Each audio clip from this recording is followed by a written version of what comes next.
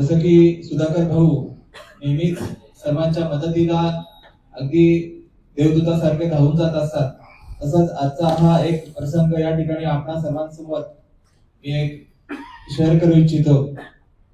कुमारी निकिता विष्णू शेंडे ही आपल्या दैवली गावची रहिवासी आहे। दैवाने तिची दृष्टी हिरावून घेतली आहे, तरी सुद्धा ती मागील जवळपास 4-5 वर्षांपासून ती या संकटाशी झुंज देत आहे। मागील 2023 मध्ये तिची पूर्ण दृष्टी निघून गेली, तरी सुद्धा ती तिचं जे काही शैक्षणिक किंवा जे काही तिचं भविष्यातलं ध्येय आहे त्यासाठी ती अपार कष्ट आणि प्रयत्न करत आहे।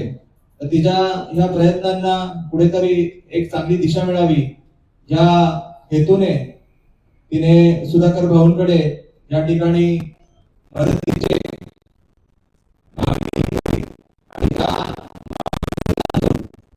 जे की तिची दृष्टी दैवाने हिरावून घेतलेली आहे, तरी पण ती त्या संकटाशी सामना करते आणि तिला त्या संकटातून पुढे जाण्यासाठी जे तिला शैक्षणिक तिची जी काही गरज आहे, तिला जे काही युट्यूबच्या माध्यमातून असेल किंवा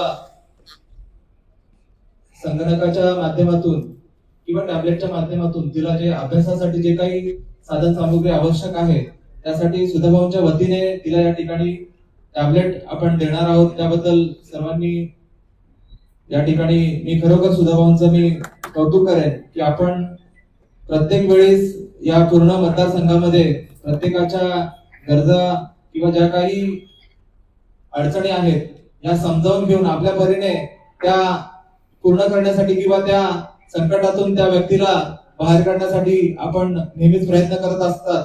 त्याबद्दल खरोखरच मी आपल्या दातृत्वाबद्दल या ठिकाणी आपलं खरोखर मनापासून अभिनंदन करतो। आणि मी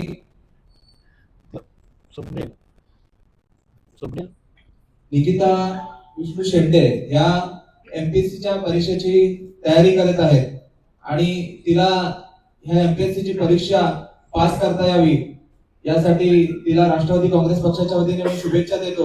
आणि तिला भाऊंकडून जो टॅबलेट मिळणार आहे तो घेण्यासाठी मी तिला व्यासपीठाकडे येण्यासाठी विनंती करतो।